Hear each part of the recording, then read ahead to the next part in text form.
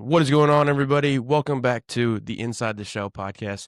It's a pleasure to be here, man. So today, today's episode, I think, is really special, at least for me. I'm sitting down with Angelo Velarde, as known online as is it JelloGNV? Jello. JelloGNV, Yeah. baby, JelloGNV. A creator whose videos have reached millions of people, and what I like about them is they're very simple. They seem honest. I really like the structure you use. It's not flashy, forced. It's quiet, reflective, and deeply relatable, I think. And that's exactly why it resonates with me and a lot of people all around the world. So we're going to talk about creativity, vulnerability, discipline, even maybe shyness as well.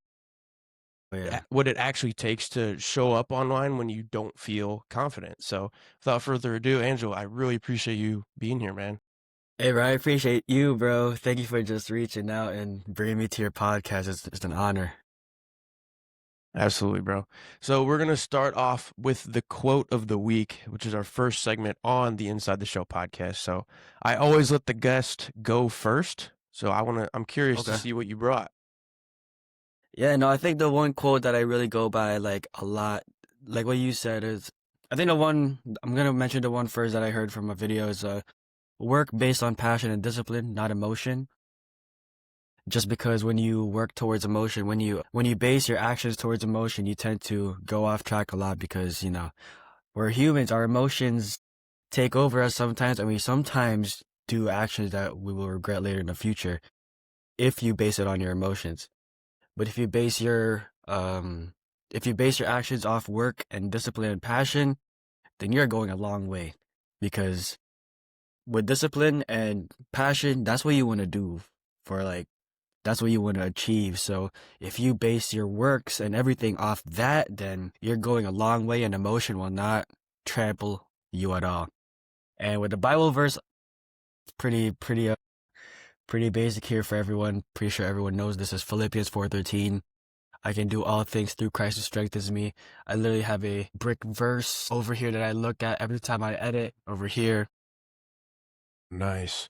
Every time I That's edit or amazing. go through some mental blocks, some creative blocks, I look at that and it's been helping me through ever since I started content. So I don't think I'm ever letting that go. So that's Amazing, just bro. how I work things out. Love it. Oh, Philippians 4:13 is like the most, you could say, basic verse, but it's probably one of the that's a reason why it's like the most standardized, I feel, Oh, of because it's course. so powerful. Yeah. All right, so mine is from a podcast that I listened to recently. It's the Founders Podcast on Spotify. It's with what's the guy's name? I don't remember what his name is or who hosts it, but he interviewed this guy named Daniel Ek, who's actually the founder of Spotify. So I shouldn't say this guy. He's actually a pretty big Founder. deal. Yeah, founder, Dang. right? And he just said a quote that was just really like, it resonated with me, and it made a lot of sense. And he said, happiness is a trailing indicator of impact, which I thought was really, really interesting because it's almost in a sense where we see people go through these amazing, or they try to do these amazing things in life. We go through and try to have an impact on the world, right? Yeah. But you see like a lot of these entrepreneurs now and people that make a lot of money.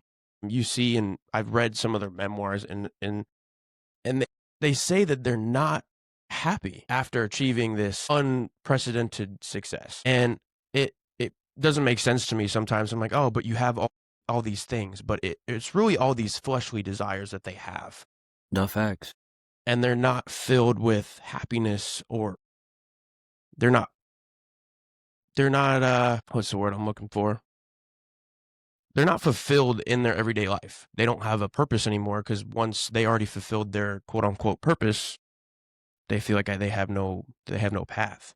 So I think it's really interesting where Daniel Ek talks about this idea that if we pursue an impact in giving back to the community and keep working on things and keep working on ourselves, that we're in turn gonna get happiness from that. So Yeah. that I thought was really interesting. And then a Bible verse that I brought today comes from Galatians chapter 4, verses 7 and 8. Now, I got this from a Bible study 2 weeks ago, and it was with some of my boys. We get together once a week. It's just guys from the gym. It's just really fun. Yeah, it was really weird how that started too, because a lot of them I wasn't even friends with at that point. Oh, that's Um, crazy. and we just kind of, one guy said, "Hey, do you want to like maybe read the Bible one of these times?" And it just started with two of us, and then it came to three, four, five, and now it's like a solid like 5 or 6 guy group that meets once a week, and it's awesome. That's fire. Yeah, but here is that quote from chapter 4. Therefore, you are no longer a slave, but a son, and if a son, then an heir through God. However, at the time when you did not know God, you were slaves to those which by nature are no gods. So, to me, it means before I came to Christ, before I gave my life to him, I was lost. I'm going to be honest with you. I didn't really have a path like I talked about before. I didn't really know who I was. And I was kind of going through a rough patch in my life, I can't lie. And to me, reading this, it seems like I was a slave to my surroundings, a slave to fleshly things in the world that I was being succumbed to. And when I finally learned about God and I asked him for help and I came to him with my problems and issues, I was no longer a slave to these things. And it was just Mm. really impactful for me. So, yeah, that's what I got for you, brother. Hey, I'm proud of you, bro. Appreciate it. All right, so we're going to head into the second segment, which is just some questions I want to ask you, and then we'll just see where the conversation goes, honestly. For sure, bro. Let's just do it. So, I'm interested in how you started content creating. Now, I first came across, I know. Loaded question, I know, but we're going to kind of break it down into other subcategories and things like that. I'm really interested in your journey through content creating because I found you just kind of like at the end of the day. I hadn't been on my phone all day. I finally went on it and I just scrolled maybe 3 or 4 times and boom, there you were. And I was like, Damn, bro. and That's I don't fire. remember which video it was, but it hit me and I immediately clicked follow because I was like, this is the most genuine thing I've seen on the internet, at least in a long time. That's love, man. Yeah. So for people who don't know you yet and maybe who haven't seen your content, how would you describe who Angelo Velarde is beyond what, Instagram, social media thing? Bro, honestly, I'm just a regular person, bro. I'm just a regular person who openly talks about his thoughts and experiences. And that's crazy because that's something I never did before. I'm very much an introvert. I'm those people at class where the whole, class would start and I would choose the back seats. That's the type of person I am. I would, lay back. I would not talk about any of my things if it's, maybe close friends and stuff like that, but online, nah, never. So honestly, to the people who don't know me, like, I'm just a person who wants to help others and help inspire others as well, because that's what I wish I would have heard back then when I needed it. And uh, I love film. I love the art of expressing things in a film format in expressions in words and actions, and it's so beautiful to me. That's why with just sharing my thoughts and expressions and my experiences, surprisingly it's helped a lot of people and they relate to me a lot. And that's like something I've always wished to do, because I say that I just love helping people out, seeing a smile on their face. I love giving back to my friends and family, and just seeing that I can help others in ways where I never did before, especially expressing who I am, what I am, is just a blessing by God. But other than that, like, I'm just a regular kid, bro. Just doing my thing with content, doing what I want to do always. We're here. So that's how it was. Awesome. I've seen what is it, the 365 project? Can you elaborate Oh on that? yeah. I'm Oh not yeah. quite familiar with what it is. Oh, Project 365 is just a consistency challenge. It's posting Okay, every I single day gotcha. for a year straight. I was inspired by a creator named Adrian Purr. He did a 365 challenge too, but way before that. way before where I was at right now, I did Project 30 and Project 100. I started off small first. I started off 30, 30 days straight, 100 days straight, things like that. But with those challenges, I failed miserably.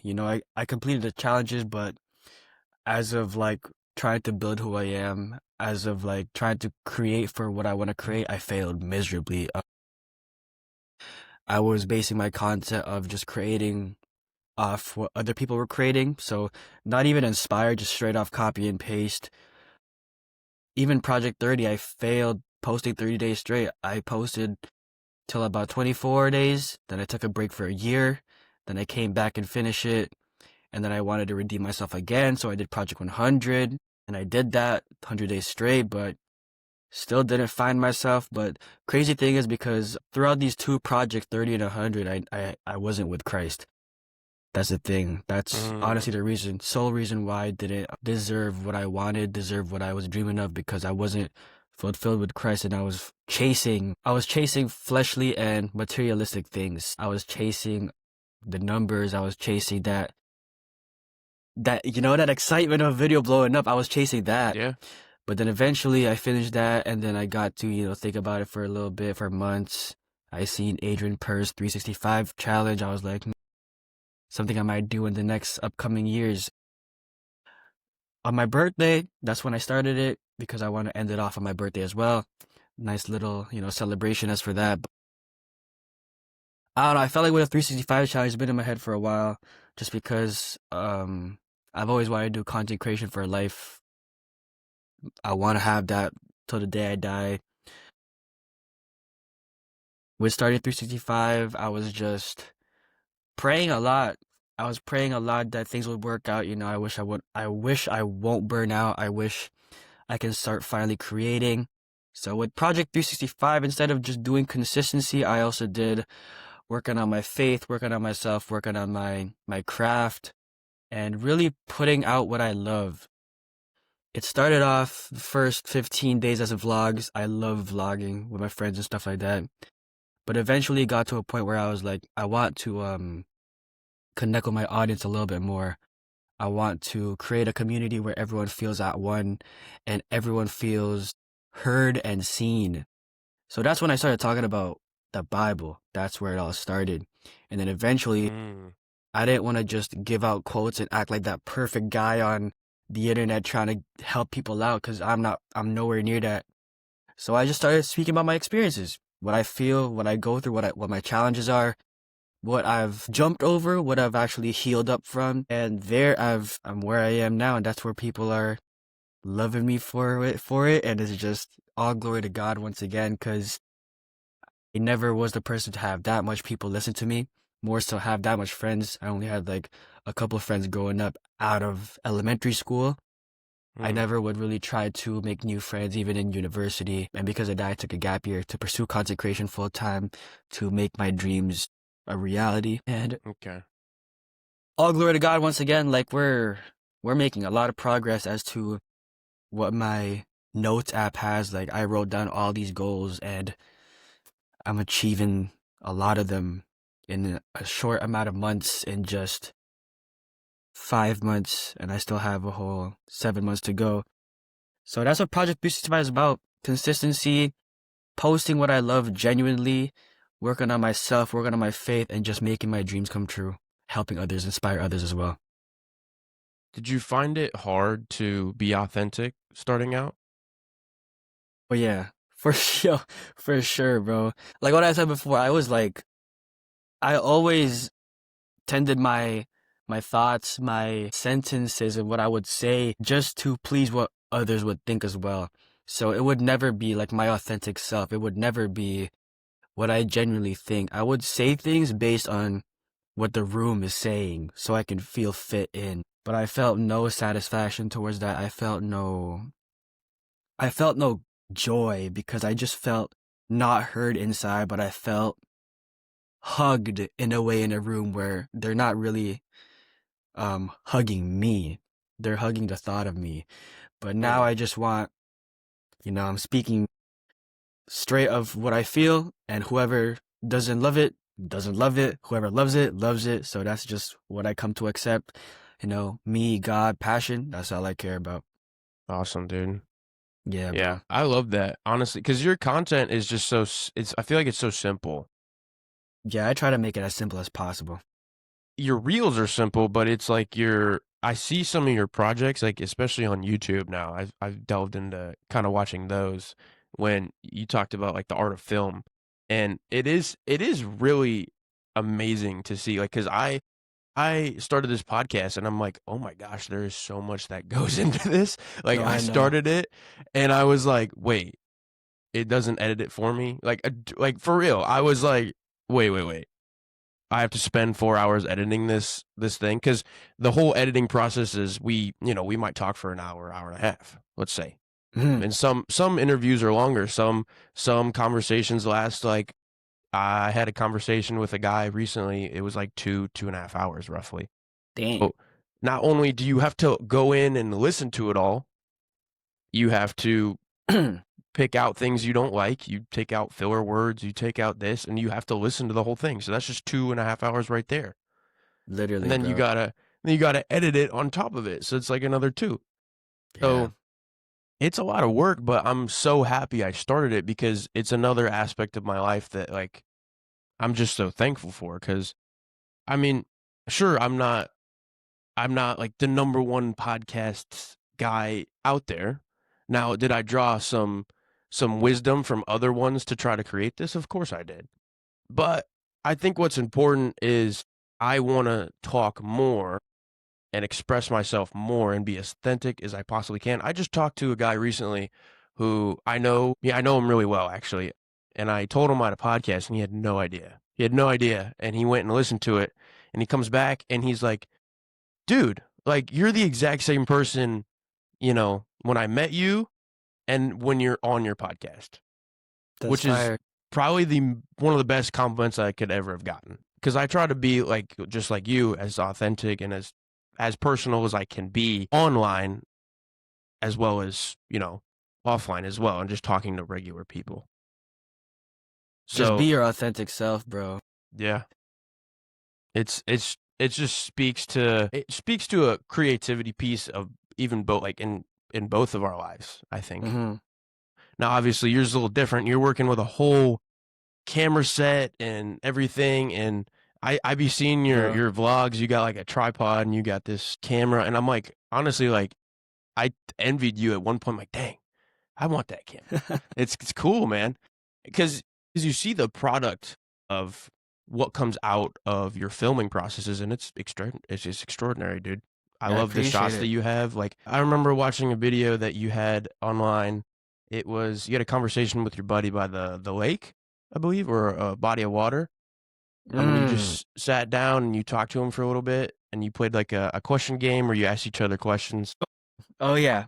Dude, that was good. I love I that. appreciate that, bro. Hey, you can do anything, bro. You don't even need a camera at this point, bro. This is just like additional to work on on how like your craft. Hmm. But everything comes within you, bro. Like all this equipment and stuff like that. None of those would have been put to its maximum if you don't have it in you. Absolutely. Yeah. So we did talk about your coming to social media, and you said you've Huh. always kind of wanted to be a content creator. But I'm interested in how you got to the point where you wanted to almost like film. It's almost like your show enveloped in film. Is it from a young age when you like watched movies, or when did that passion kind of spike for But yeah, that? young age for sure. I've loved watching movies like not movies as in like the old film, the black and white stuff, because that's what I kind of had a hard time in during film school. When I was in university, I took film studies. That's why we were learning black and white. We were learning like these old films, and I hated it. I did not like it. But as of when I was growing up, I loved Disney movies. I loved those like really cute, nice, heartwarming messages in those Disney movies. I loved Avengers. I was a nerd. I had like it about Spider-Man and stuff like that. I was just mind blown.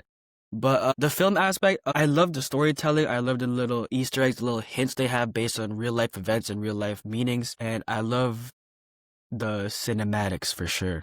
The transitions, the color grading, the angles. That's what I try to dive into, and that's what I plan on trying to do in the future. You know, I've always wanted to make a movie in my life, have it out on like Cineplex and things like that. So That'd be cool. definitely work on those short films and stuff. But film is where it all started. And I wanted to now involve my life, my experiences into film. So that's what I'm hoping and praying that I can achieve one day. Are you still in film school, or is that in the past? Technically, I am. I would have been in third year right now, but I took a gap year. Okay, I gotcha. Yeah. So you're pursuing content creation through this gap year, and then you're planning to go back? Yeah, I made a promise to my parents. I I, gotcha. I probably would have not went back, went full on this, but my parents want that degree, and I want nothing but happiness from them. So I'm gonna make that happen for them. No, yeah, Yeah. I gotcha, dude. That's awesome. So how do they structure those film classes? I'm curious because my major is very different. Mm, Um, I my major is in psychology, clinical psychology, so gosh. counseling, and I have a minor in public health and a minor in exercise science. So you have like some biology classes, anatomy. So we're very different in our field. I'm just curious how that structure lays out. Yo, your courses sound hard. Just a tad. I finished up finals, dude, and it was probably the worst final schedule I've ever had. Yeah, I Just can't even because, imagine that. yeah, just because they have 5 days to, like plan out when we take these exams for each of my 6 classes, right? Hmm. Not only did they schedule them all on 2 days of the five, I was like, I just didn't have the appropriate study structure of it because, like, Monday, Tuesday, Wednesday, I didn't have any exams. Thursday, I had three, and then Friday, I had three. So, and I had to submit a paper like on Tuesday or something, but that So was you're about it. finished. Yeah, I'm done for a whole month, which is great. Oh, So I that's can kind fire. of focus on Yeah. this, focus, like, I'm going to go to work pretty much full time here, but yeah, Hey, go crazy this month. I love it. I love it, bro. Yeah, that's fire. But as for the film, like the structure is very simple. Like, bro, like we watch movies. We It's watch so movies cool. and then we like do analysis, how they wrote down the script, and Mm. then we do our own films. But it's very, very strict. But that's also like a thing that I'm still trying to take in and like understand because with film, there's not really a rule to it because it's based on your creativity. And with these classes, they kind of grade you based on how things are. But as of right now, they're grading you based on the angles or wrong angles, things like that. Understandable. But eventually, as time gets on, like these films, none of them are really bad or good because they're all amazing in their own way. Because the director is probably basing on their experiences, so we don't have a word about it. Film is like literally film classes are just watch movies, break down analysis, scripts, talk about the shots, talk about how they curated it, and then we make our own films. Have you Pretty, made several films for film school yet? Or are they oh kind yeah, of a still work in progress? Yeah, you yeah. have? We've made films like short films, but they were with like old cameras, like rolling film Mm. cameras. I kind of took the gap year in the middle of getting into the digital cameras, so I never really got to experience that yet. Wait, so you're doing like rolling film and Yeah, then you get to kind of like graduate almost to like a seriously? I didn't yeah. know That's how we that. start that. Yeah, that's why I did not like it. Dang. I didn't even that's insane. I didn't even Yeah, I think don't we know. still use rolling film like that. We don't. We don't at all. But they want us to study how film started. So that Yeah. you focus on the history of film and then you actually use the materials they used in the past and then you get to like use the stuff we use today. Yeah, because apparently the history has something to do with how film is now with like the storytelling and everything. Which there's actually some really interesting parts about the history and how film is like story told. So that's why they want to get into the history first. Interesting.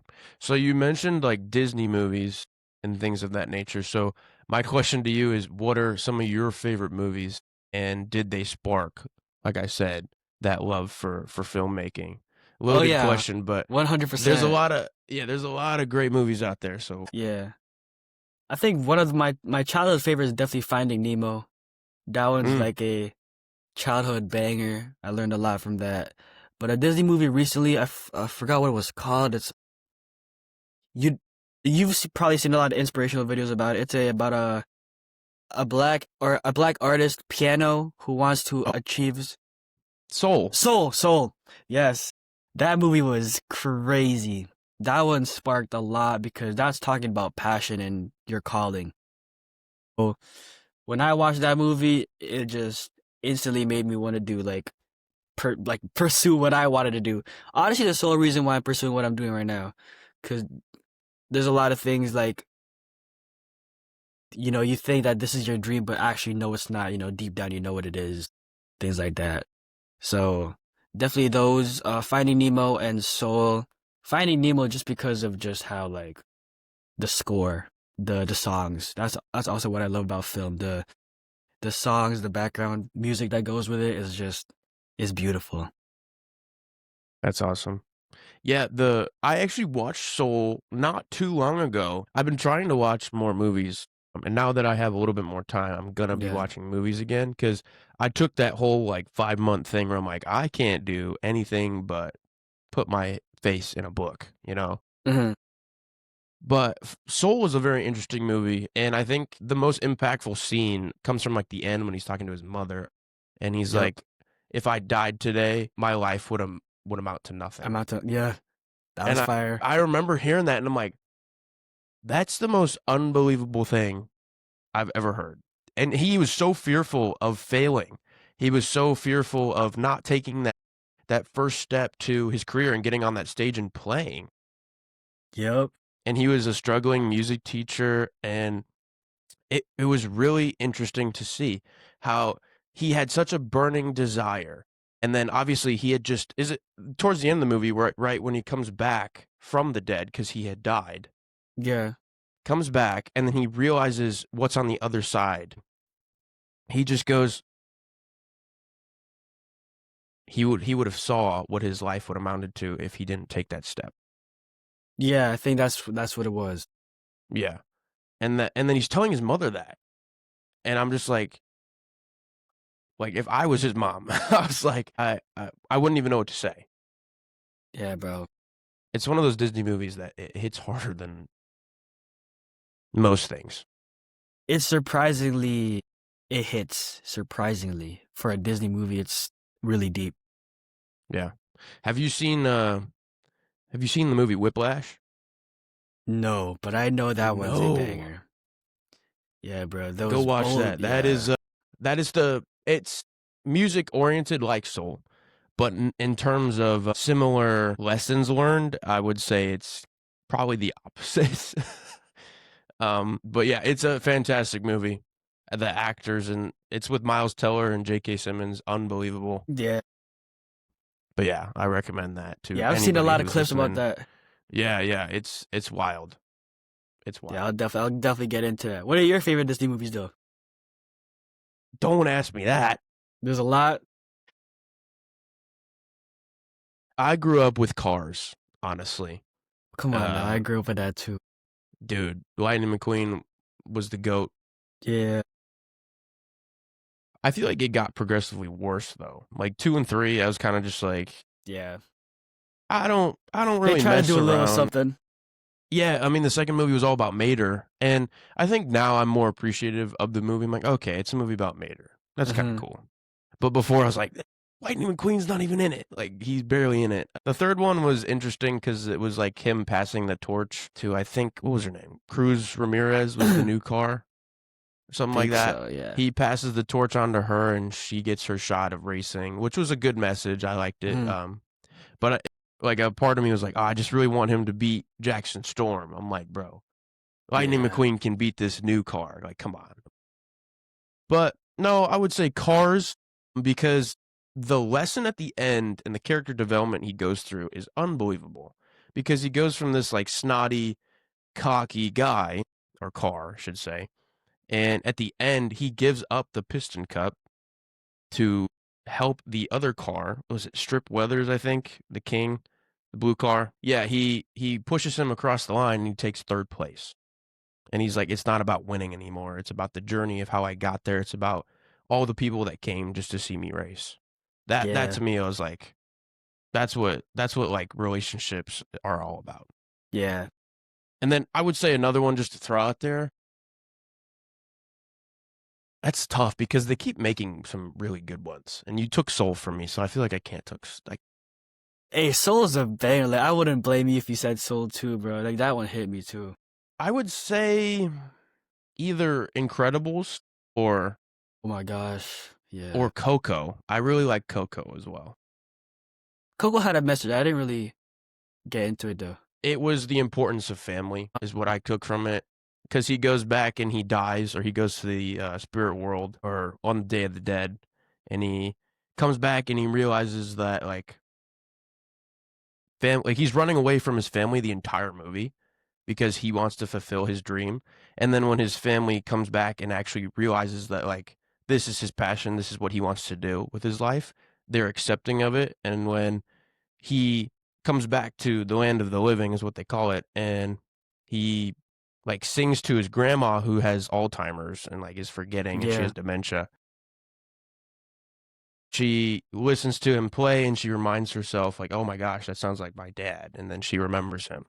So it's like almost the importance of family, because he was running away from them the entire movie, and then at the end he fully comes back to them.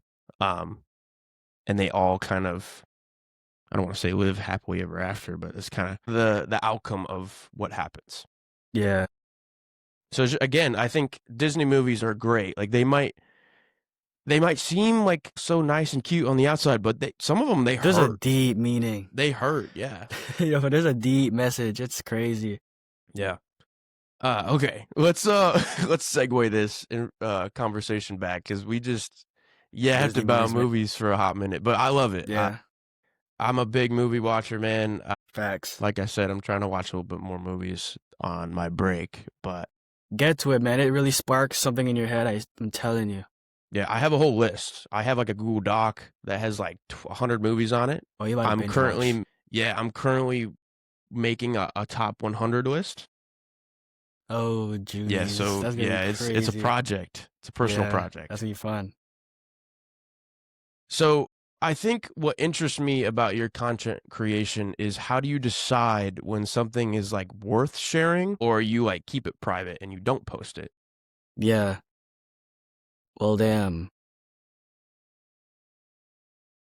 That one's a bit it's a bit tough, but it's not, because I share, well, some of the things I share are some things that I wish I kept private, but I'm thanking God that I actually shared it because it helped a lot of people. But I think to the point where I have to keep it private is where, if I'm still struggling with it, still like if I don't have an answer to it, really. But if I have an answer but I'm still struggling to it, like I'll say it, because deep down we all struggle through something. We know the answer, but we still struggle through it. So that's, I think, the line that I cross. Now, a lot of the things I share, I still somewhat struggle to this day. I have made improvements and stuff like that, but yeah, there's a line between the privacy and sharing it to public, and that line is like, if I do not have an answer, unfortunately, I'm still Mm, human. I don't have an answer to everything, still yeah. going through my experiences, but yeah, I think that's the line. Okay. Interesting. What's like a video you posted and you were surprised about how much, like, I don't want to say backlash, but did you ever get any like negative comments? Or Mm, if you haven't, that'd be amazing. I'm not gonna lie, like, I don't know, because from time to time I do be checking comments, and there's some comments that just say like cringe, things like that, but when I post, I don't really look at comments until the next day. Mm, And by the time the next day, like, the comments are filled with nothing but positivity. People say they relate. But when I scroll all the way down and then the comments are like hidden for some reason, I see the hate and I'm like, okay, cool. Now I think I've kind of just built that wall between the hate and stuff. It's like, okay, these are just people commenting online. Like, I could just turn my phone off and you call that a day. And Yeah. there'll always be people hating down the journey. Like it's something that I've always been going through. Like people always hating towards my content creation. That's kind of where I just built like, okay, like people will hate, and they're still talking to this day. So they never stop. You know, if you start a lot more hate, but once you gain more success, gain more progress, best believe you'll get a lot more hate just because they want to bring you down. Yeah. So with like that, like thank God, not a lot of hate, but there's a lot of people that say otherwise, like comments like saying that I'm too religious, don't know why, saying that I'm a baby, saying that I'm just cringe, things like that, just like Mm. basic sayings, nothing too crazy. But other than that, it's been love. That's good. Yeah, When I started the podcast, it was like majority when I said I was doing one and then I started doing it, I got a lot of positive feedback. Um, that's good. but there are a few instances that hurt me a little bit and it almost discouraged me from posting again. But like you said, I've kind of built up this wall where I'm like, all right, well that's gonna happen. And then I looked at it in a way that it's like, okay, well, if this person says this about me and it's in a negative connotation, like for example, there was this guy, I posted a conversation and I actually had to take the comment down because it was Too much. not, it was too much for not only me, but I felt like people didn't need to see that. It was just a random. It was just a random guy. I've never met him before. It'd be like that. It was just a Spotify comment too, which I'm surprised Spotify didn't take it down and I had to. And I was interviewing this girl and we were just having a conversation. I knew her like personally, and he said something. I'm not even going to quote it, but he said something kind of offensive to not just me, but it was just to her.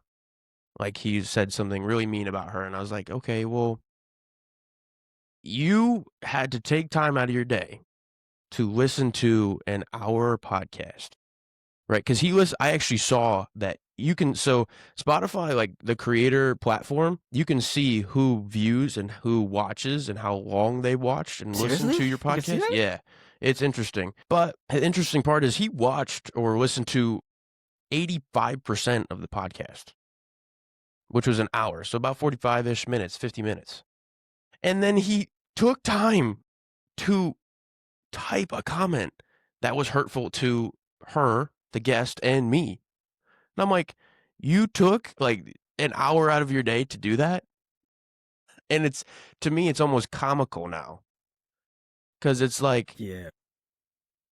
I feel like he needs to fill his time better. Cause if I don't agree with something, I'm never gonna comment a hate comment on something that someone else is trying to do. Like if I don't agree with it, I'll let it be. I'll leave it, you No, know? literally.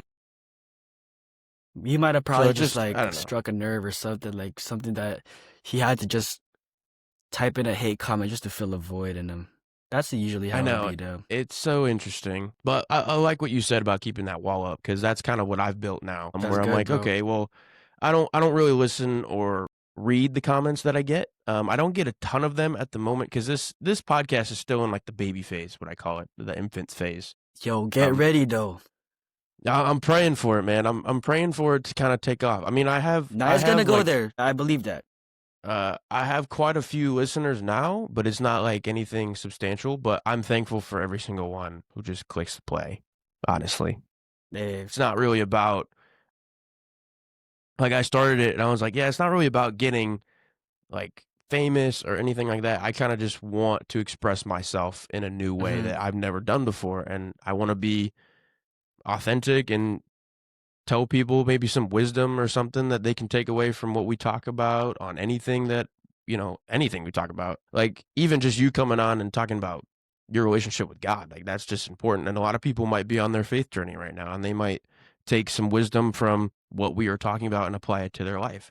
I mean, they might look at me and I'll tell like a personal story of how, I overcame a challenge in my life and they might be going through something similar. And the whole goal is for somebody to relate to, which is me or you or any guest I have on the podcast, and they can listen to it and go, huh. And then maybe they have like a bad habit and they listen to something we say or something we do in our lives and they change and It's they crazy, better bro. themselves.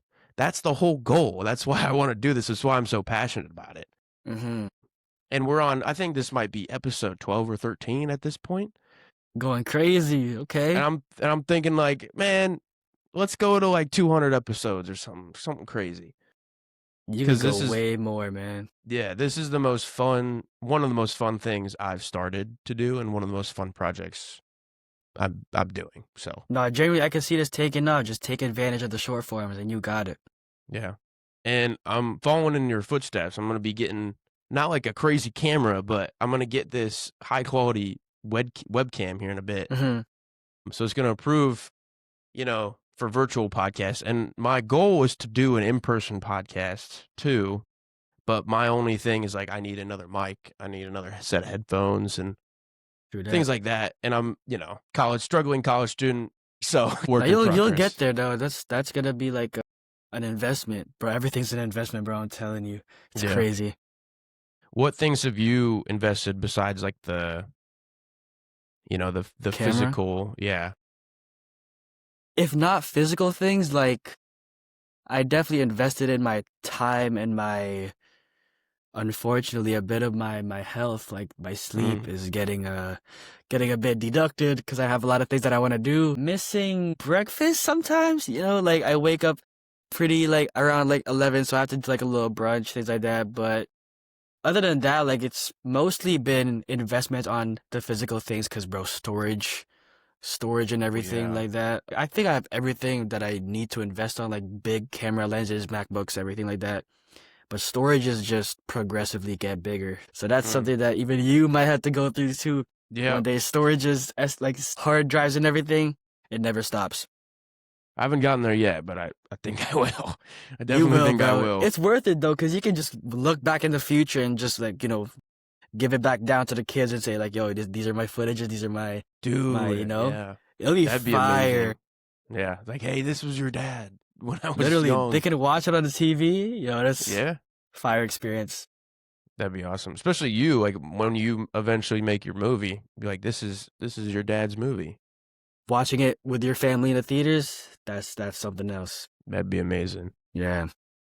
So we talked about hate. Now, have you received, like you talked about having a lot of positive feedback on your videos. Is there a specific video in particular, maybe that did a lot better than some of the other ones, or was it kind of gradual? Like each one was kind of a stepping stone. Definitely stepping stones, but some of the things I post, the ones I don't expect to do well, are the ones that actually go crazy. Things like me talking about like why do randoms support you way more than friends? Surprisingly, a lot of Mm, people related to that, and I was like, what? That's crazy. Another thing is like definitely talking more about my experiences. The one with like my faith and everything, mostly positive. Like everyone's just like saying amen, all glory to God. The funny God images where someone's throwing a Bible at you, those funny things that like that. But the ones that really get the most, like the comments are literally paragraphs, are the ones where I talk about my life experiences, like friends hating on you, friends ditching you, like talking behind your back, things like that. Like those are crazy. And then I don't even have to be replying to the comments because people are replying to someone and helping them out. And I'm like, dude. I don't even have to say anything. Like they just reply to the guy. Like that's the community I love, and that's the community like I'm looking forward to creating and meeting one day. Yeah. And you've already kind of built this social structure within your content, which is amazing. Glory to God, bro. Like this, it's been a good 4 to 5 years of finding my structure as to how I want my content. I think I've figured it out in all aspects. So it's just about just uplifting it, making it up to where I want it to be, and obviously within due time it'll get there, but God's timing. So, yeah, absolutely, dude. Have you've openly kind of stated that you're, like you said, you were in the back of the bus, kind of always would take the back seat. You're kind of shy. So I'm curious, you had this unbelievable desire when you were young to start and go, even though you went to film school and you're taking a gap year now and you're pursuing content. Um, what made you comfortable enough to speak like on a camera? Because not gonna lie, like even though you're not speaking in front of a bunch of people, but in a way, you post that video online, you're showing that to tens of thousands of people now. Crazy. So, and I know like and it's a different type of fear almost, because when I give like presentations at school, I'm like, yeah, I got a few jitters. I got a few jitters, Yo, but I cannot do that. really, I I can't do can. presentations, bro. Those are I'm like not my biggest fear. really. I'm not. Yeah. I'm actually pretty good with them. Like I might get a little nervous before them, but like once I'm up there, and I kind of just kind of like how I Bro, do it I now, wish. where I just feel like I'm on a podcast and I just start spitting, and I just That's fire whatever for you, whatever bro. topic I gotta represent, and yeah, I might have like a little note card, but that's about it. Wow. I But can't even imagine. yeah, it's a different fear, so I'm just curious how you became comfortable with posting online. Honestly, I never was comfortable posting online. I would always do like vlogs. I would never be in front of the camera. I would always be the one behind the camera. And what would grab people's attention is my friends' humor and my camera techniques. But now when I put myself in front of the camera, I think it's all about just building that wall of not caring what anyone thinks, especially online. And I've built that wall very, very well because again, there will always be people talking, and unfortunately, some of them will be your friends too. But if you're really devoted to what you love, if you're comfortable with who you are and what God put you here to be, then there's really nothing else that can stop you. So you just have to really build that wall and be comfortable. Talking in person is crazy. I don't know how you do it, but I've been invited to do talks for like camps and these faith events to talk about my testimony and things, and I haven't posted them till this day because I hate how I sound in person. Mm, It's crazy because I hear myself talk in person all the time, especially with the videos I record, but I can't seem to just I can't seem to jump over that obstacle of posting myself in a live event talking. I don't know why. Haven't posted it till this day, but I'm getting there. I'm editing it right now and I'm like, bro, this is so cringe. I can't do this, bro. But it's weird. I hmm. don't know. But what you think is cringe might actually bring light to That's exactly, other people. you know what I mean? Like, it works so weird and different. Like, I know people would love to hear this. People would definitely be helped by it, but I just, like, I don't know. I hate hearing Hmm. myself. If Yeah, during live events, yeah. I get it. I mean, when I started this, like the first episode, I didn't even listen to it It'd be like because that though. I'm not gonna lie. yeah, because I'm like, I don't want to hear myself talk. I'm just gonna post it. I feel that. I And remember the then the first episode came back, and it like, yeah, a decent amount of people were like, "Oh, this is like pretty decent," and I'm like, and then I started to listen. Like now you have to. I feel like I have to listen to myself talk. I have become comfortable with hearing myself. Even wearing these headphones, I'm hearing myself talk now. oh gosh, I can't do that. When I hear myself talk through the headphones, I'm like, nah, I'm good. I can't do that. But the cool thing with this podcast though is in the beginning I was stuttering a bunch. Like I had a pretty bad stutter. I would slip up, say the wrong word, something like that. And now my words have become a little more fluent, which is nice. And it's actually carried over into like a professional setting and like outer world setting as well. Just like I said, like presenting for classes and things. I had a presentation 2 weeks ago. It was like a final before the final, which I don't know why professors do that, but it's evil and you need That's to stop. weird. And it was about eating disorders. No Hmm. joke. It was a class on eating disorders.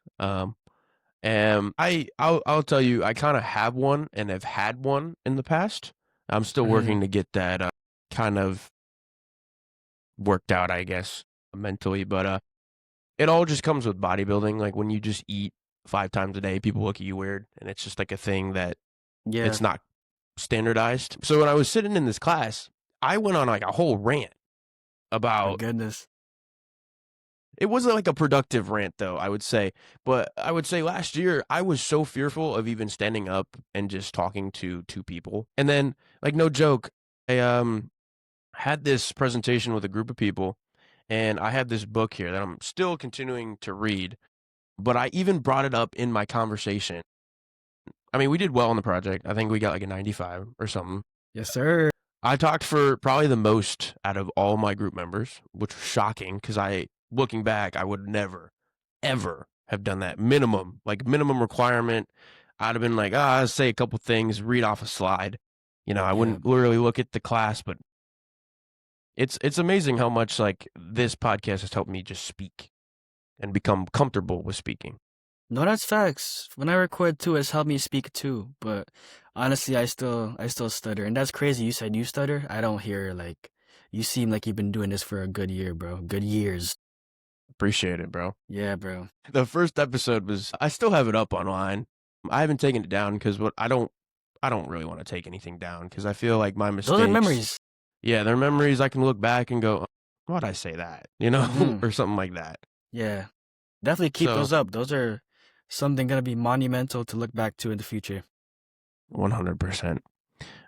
So I wanted to go back to you and you talking about being shy. So do you think being shy or more reserved is more helpful for your content, and what kind of how people resonate with it? Like, is that a contributing factor that might help people relate to it more?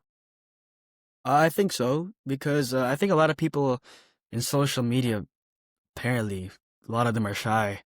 And then they resort to like TikTok and Instagram Reels to find people that relate. I think that's because I also did that. I was looking at Reels and TikToks, and I would see a lot of things I would relate to. But when you're a shy person and things like that, I feel like you're more of an observer. So you get to have these experiences and thoughts and just have, when you speak these thoughts out, a lot of people relate to you because they observe as well. And with being shy, it's like yeah, like observer, you just like look at how things are. You look at how people speak, you look at how things are done, and then you speak about how you feel, and then people relate. It's crazy. And I think also being an extrovert is good too. I know there's a lot of factors with that. But from my experiences, being shy has gotten a lot of relatability. And I honestly wouldn't change that. God made us to who we are. So, there's definitely a reason why I'm shy. And to be honest, like I think my shyness is correlating to what I've always wanted to do. Content creating is a space where you have to talk, where you have to just speak your thoughts out. And me being an introvert and stuff, it doesn't match. It doesn't click. But definitely that fear that the devil is just trying to feed you to not go to your full potential. And now I'm here.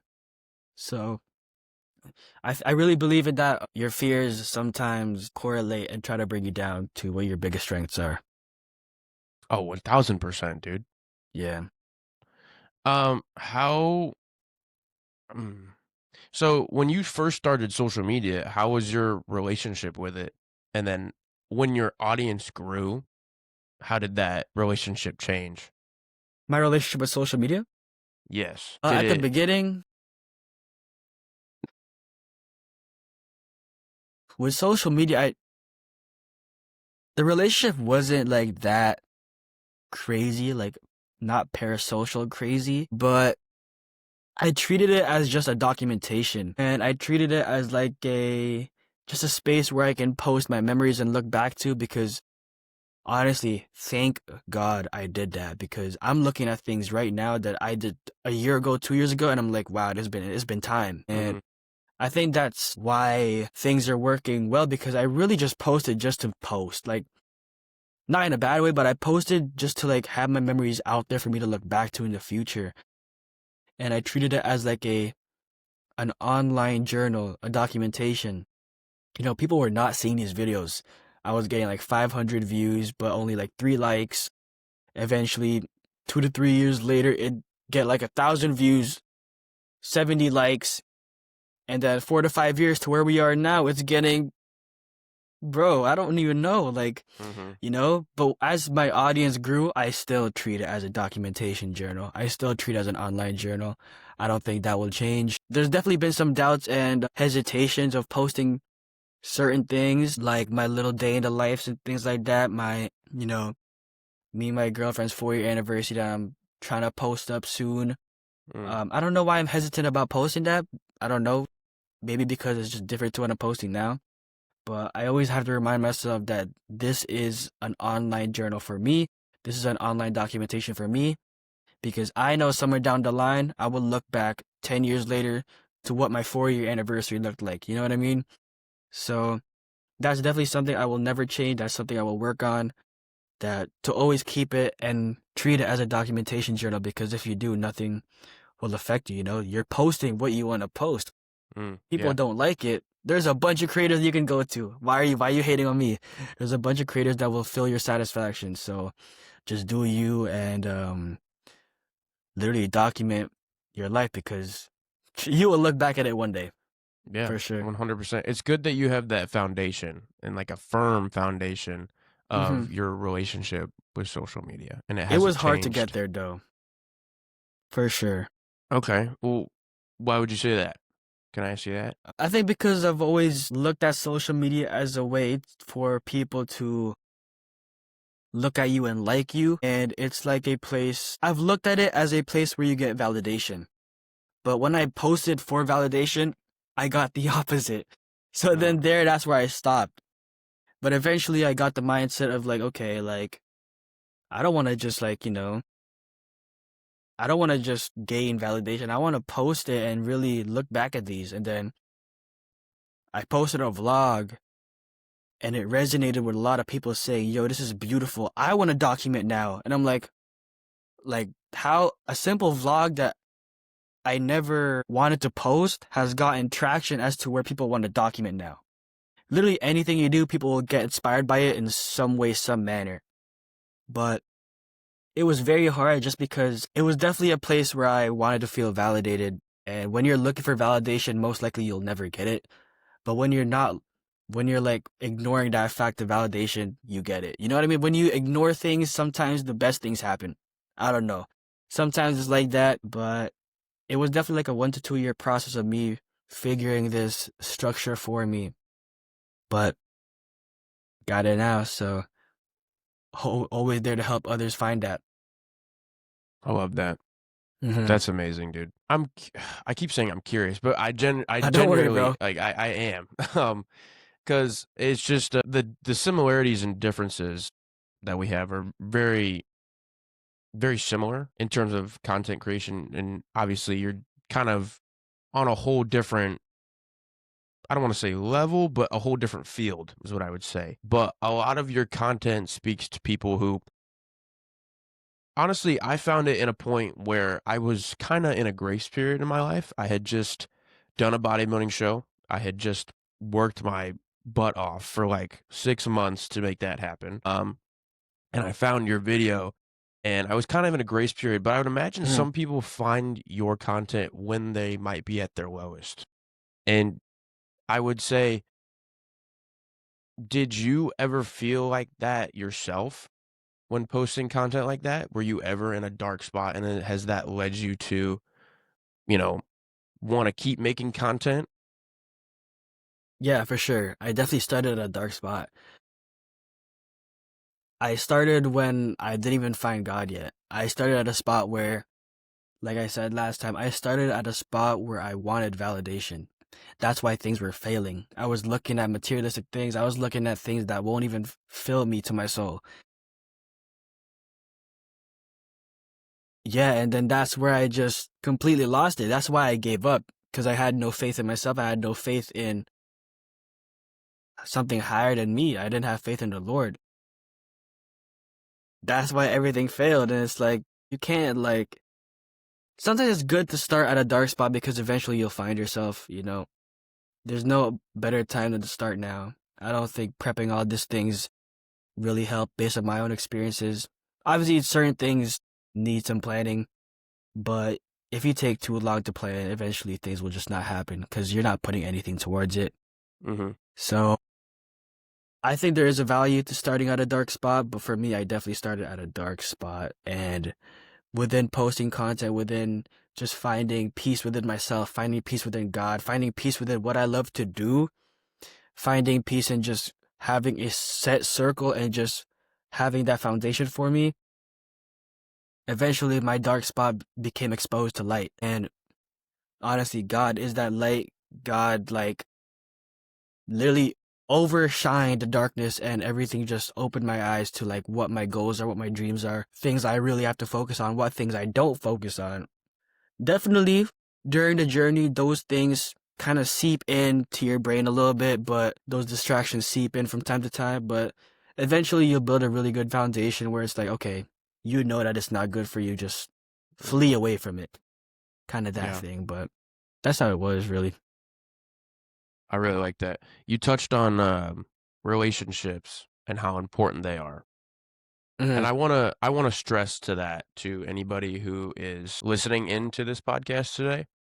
Choose people that uplift you and don't tear you down. Facts, bro. Choose people that make you a better person. Choose Hmm. people that will constantly challenge you to become better and excel to that next level. Because if you don't, you will stay exactly where you are now. I would say, for me personally, if you have gone through something that's hard, a relationship struggle, especially a breakup, I'm sure most people in the world have had something or some relationship, romantic, anything like that. If you've gone through a breakup or anything like that, if you're a man, woman going through something like that, it's okay. It's a phase of life. But Facts. that person was not meant to be in your life because they didn't uphold you. They did not like hold you to a higher standard. They did not excel you to Hey, the next speak it, level. bro. That's facts. But the relationship that you have, you must be thankful for. And I truly believe that you need to appreciate the relationship you had, but know that God has something better for you planned out. And it was just a phase for you to get through. It's a personal development for you. It was a lesson. It was a lesson. Exactly. It's just you need to be aware of who you surround yourself with. And at the time, maybe you don't know that they're bad for you, but in time, they will show their true colors. And everybody does eventually. So I would say anybody out there listening, choose your right friends, choose the right group that fits your mold and in a partner as well. You need to really be mindful of who you spend your time with because you will eventually become Who who they you are. surround yourself with. That's facts. What's crazy is too, there's a lot of people who confuse of which circle to fit themselves into. What I mean by that is that people tend to think they have to fit themselves in a circle where they accept them. But sometimes if a circle accepts you too much, you tend to just become comfortable on who you are. You have to Mm, fit yourself in a circle where they actually challenge you and they correct your wrongs, because that's the people who care about you the most. If you do something wrong and they just accept you for that, there's no growth, bro. You're just gonna keep being who you are. What we mean by surrounding yourself in a good circle is that people who really want you to grow, people who really want you to succeed through your failures, people who want you to really live into your truth, live into your dream, and that's fixing your wrongs. You know, when you do something that probably isn't going to lead you to a proper path, that's a friend, a good circle is going to correct you. A good friend is going to tell you that their honest opinion, and you have to accept it and really think in their shoes why they're saying that. You know what I mean? You have to be very open. You can't be closed minded. Sometimes that was a good circle. Sometimes you were just closed minded. You have to be open minded in a good circle. You have to be open minded in any circle. And then I think that's where you will find yourself, and that's where you will figure out which circle is good for you if you're open minded. Because sometimes that circle failed you because you were close minded. You have to be open minded. 110%. I will say that I've had a friend who struggled with an addiction and he was succumb to the influence of the people he hung around with. And he didn't have this like freshman sophomore year. This was way back in high school era. He was fine. Like we were hanging out, and then he kind of drifted away, and he went and joined kind of a new friend group. And through our journey of high school, junior, senior year, I come to find out that, he's hanging out with this person, and this person. You know how high schools work. There's always drama going around. People Too know who much. other people are. Yeah. I'm so glad I'm out of that time. But Facts. then we moved on to college. We went to 2 different schools. It got completely worse. Fell into the wrong crowd. And college can just amplify everything that high school is, I feel. And his journey was interesting because it got to a point where he came to me and said, Brian, I don't know what to do. And I said, well, you drifted away and you pushed me away, so I couldn't really help you. I would try to reach out, but you didn't really do anything with it. But it wasn't until he came back and said, I just need help. So I kind of made it my mission that year this is like freshman year. I was like, okay, I'm going to help you. So he started coming to the gym with me. He would call me when he had urges to do things that he, was accustomed to doing with his other group of friends. He didn't go out much. I wouldn't let him go out much. And yeah, he's a lot better today. But it's just like what That's we were talking fire. about. It's just like what we were talking about. He was succumbed to this bad influence that he was surrounding himself with. And it was honestly kind of tragic because I kind of felt like I lost my friend for that whole 4 years. He was just kind of like hanging out with other people and I never saw him. And Damn. going to college, it got worse because not only that, we were in a different state. Like Mm-hmm. he went to a different state for college, and I'm sitting there like, okay, well, how's he going to handle this next phase of life? And he might find, I kind of prayed for him at the time because I was like, I really hope he finds a community that betters him, not tears him down. Mm-hmm. And that is the exact opposite of what happens. But I now realize that it was kind of I don't want to say it was my job, but I felt obligated to step in when he needed me most. Of course. So just going back to the idea of who you surround yourself with is one of the most important things you can do for your inner circle, your relationships in your life. Not fact. I just want to say, I'm proud of you for that, and I'm proud of your friend for that too. They're listening too, because I hope they are. realization is one of the greatest steps to the process. Once you realize, you can change it, because that's what a lot of people are missing, realization. And the fact that he realized that he was in the wrong circle, the fact that he realized that he needed your help and that he asked for help, that's props. That's dropping the ego, and that's really hard to do, dropping the pride. Yeah, it's so important, man. And I was Yeah. honestly shocked at the time because when he called me and I'm like, I haven't heard from this guy in, I don't know. I mean, we would check in every once in a while, but it'd be like once every 5 months, 6 months, It'd It's be like like that for guy friendships though. it did do, but like one of my best friends, he's over at Harvard now, which is unbelievable. Yeah, Damn. he's out there Okay. he's out there living, That's but crazy. I talked to him. I've been friends with him since I was like 5, and I Jeez. haven't talked to 5. him in maybe 2 months. And I know when he comes back for break, and we're just gonna pick up where we left off. Yeah. So yeah, it's a nice thing. It'd be like that. The reuniting is like, I don't know, it's just really wholesome. Yeah, I love it, and he's one of those guys where I was always jealous when he was growing up because I felt like he had everything. He was really smart. He had everything that I thought I didn't have, but in reality, it was me not discovering myself first. And he had I felt like he was almost mature. He matured a little bit before I did, and he found himself before me, and he was more driven than I was at that point. But yeah, I love get that that kid. 100% though. I get that. Yeah. Um. So we talk a lot about discipline and consistency on this podcast, and how For you need sure. to just pursue that in anything you decide to do. Full on, And man. in this conversation, I've seen your passion for filmmaking and content creation, and it's an unbelievable desire that I honestly relate to, and I love it. So but I'm curious too. Gosh, I always say curious. I need another word, but That's your word, bro. that's my word. But how do you personally reset when motivation is low? Because motivation comes and goes, and we know discipline is far exceeds motivation in everything, especially consistency. Consistency and discipline go hand in hand. But when you are at your low point with motivation, how do you push through that? I go through it like at least once a week now, bro. But the way I reset is I pray. I really found comfort and guidance through prayer. Even though, again, like, I hope people relate to this because, we're all humans.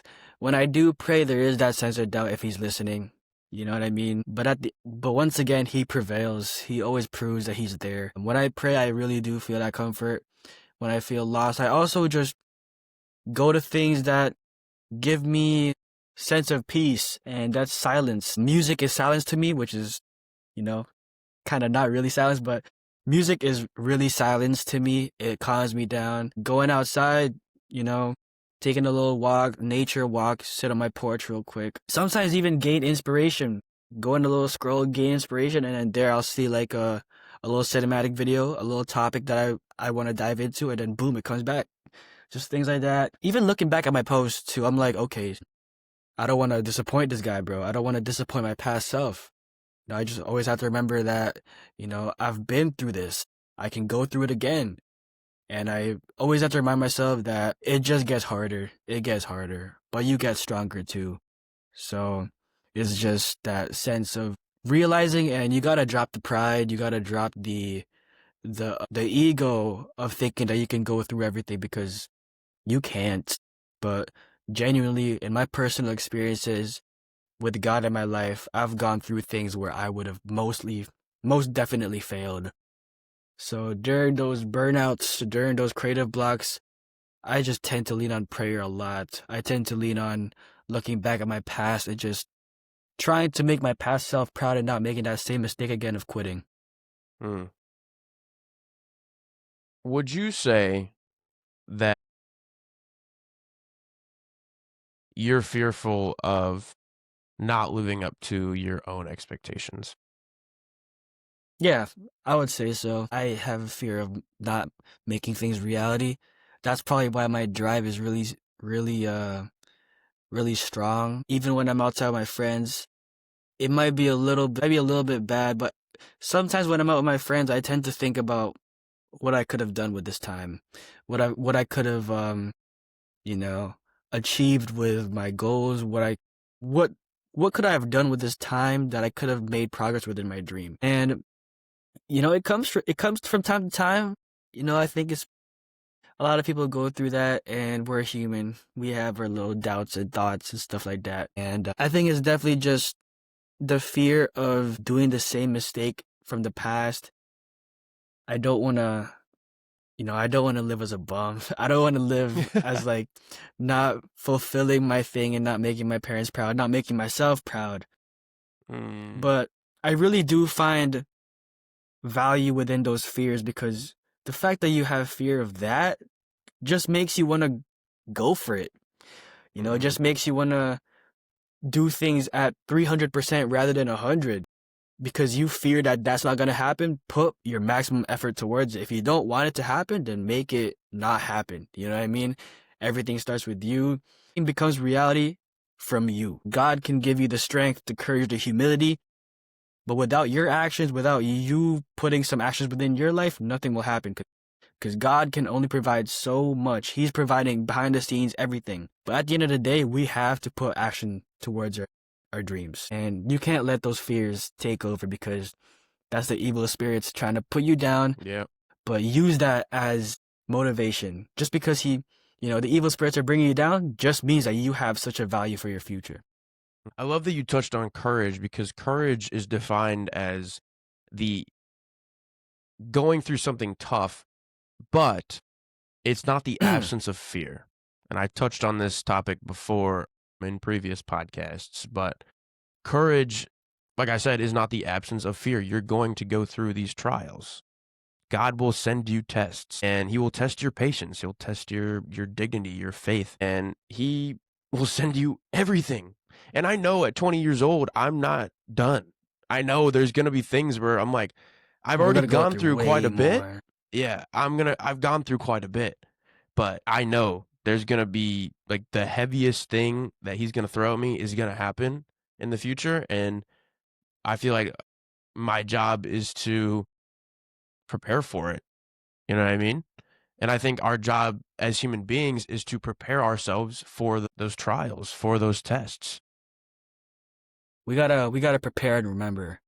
And we just gotta always remember too that, God is putting these tests to us because he trusts us. He's just proving the devil wrong. I don't know if you know the book of Job, but that's I literally do. I do know that's the literally book of Job. how Job went. And that's the reality of things too. God trusts us so much that when these bad things happen, we'll rely on him. And if we rely on him, he'll make things happen. So it's all about just believing, having faith in yourself, having faith in God, and just preparing and remembering. Yeah. Job is an interesting story. Um, Super. because in the beginning he takes everything away from him. He takes his cattle, Bro, his health too. his health, like he's suffering. Job is just wondering like I'm a good and faithful man, like why is this happening to me? But it's like we said, man, it's a test.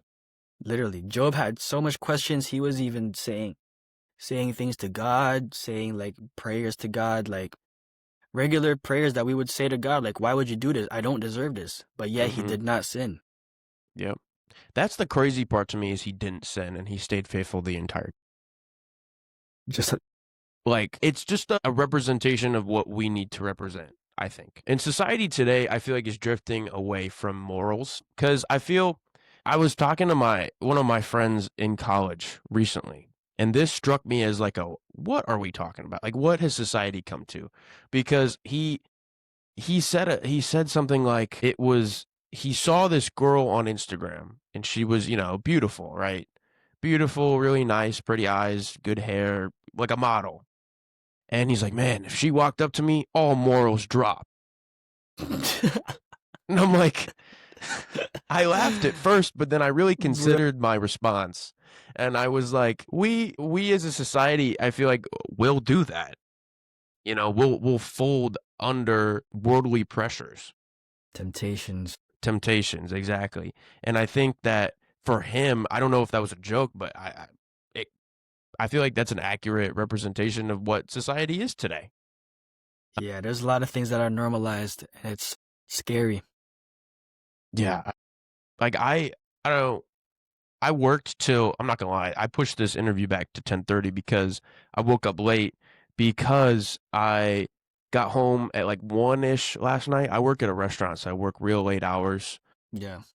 And it's interesting because what I did before for work, I was a mechanic and I was working with people that were good people. And not to say that people in my restaurant aren't good. They are good people, but it's just a whole different kind of social structure in a sense to where it's, you're working with alcohol, you're working with stuff like that. So it's very generalized and standardized that, a lot of them, they'd work like a lot of servers I know, a lot of bartenders I know, they will do their shift and it'd be like midnight and they would get off and they'd go out to a bar and they'd drink and they'd come home at like whatever time. And in my head I'm like, man, I don't know how you guys do that because I'm exhausted. I just want to go to bed. But it's different because I feel like the whole, especially America especially is different than I'm not going to say the entire world because not the entire world isn't like this. But America specifically is so they've created this culture or subculture where drinking, drugs, sex, and all of the sins are okay. And these Yep. rules of moral faith are just kind of like lackluster in a sense and they're not honestly meant to be followed, which is really interesting.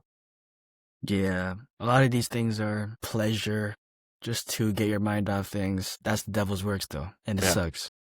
Yeah, it sucks. I feel like I don't know though, because they're what I empathize with is these are people that are just stressed out human beings, and they have a Oh, yeah, lot for going sure. on. Yeah. And it's like, yeah, I understand why you're doing that.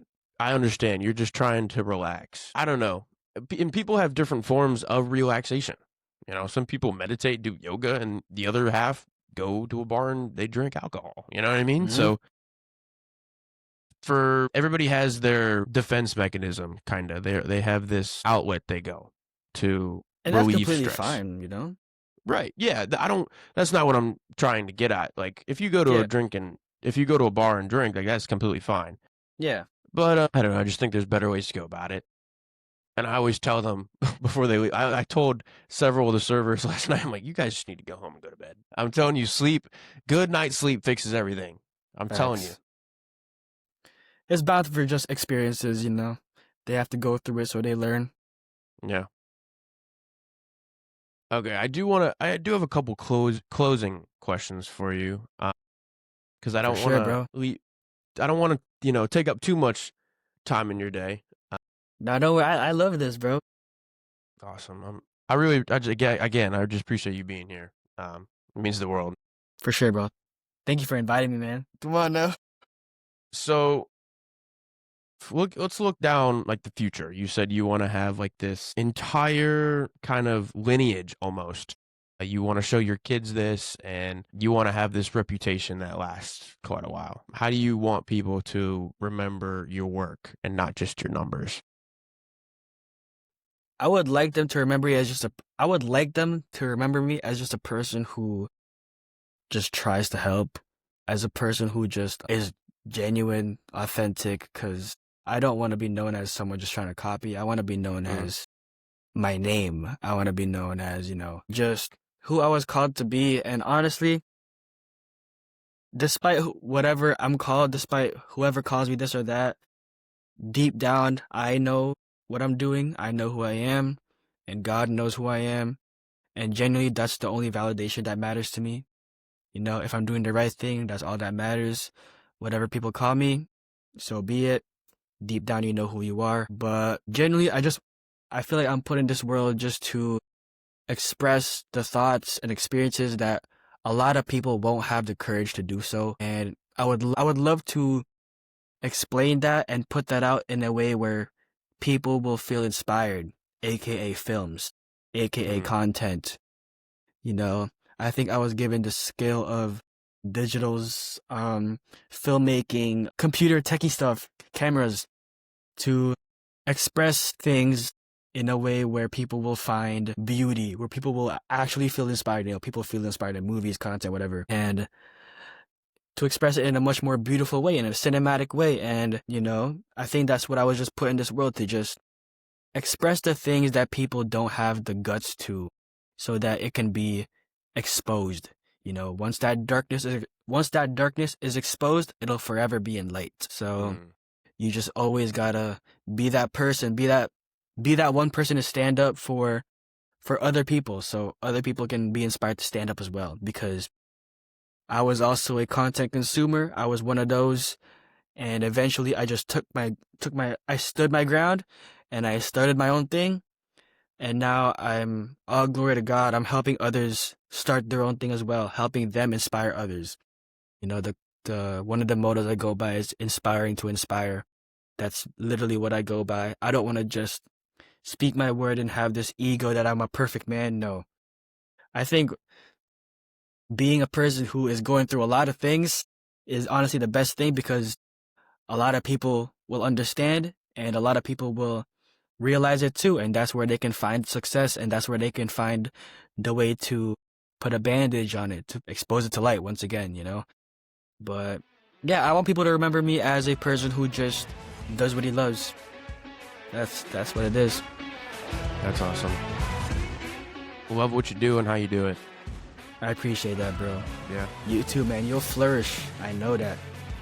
appreciate it. JelloGNV, everybody. Thank you, man, for having me, Dude, bro. I appreciate it so much. Thank you for coming on. It's been a pleasure. It's just inspiring just to see what you've done already, and I know it's just a stepping stone. Like I said, there's more Everything's to a come. stepping stone. Yep. Can't wait to see this grow, man. Like in a few months, few years time. it'll be crazy to see. Can't wait. That's the goal, brother. That's the goal. So, all right, brother. I'll let you get out of here. Thank you, bro, so much once again, man.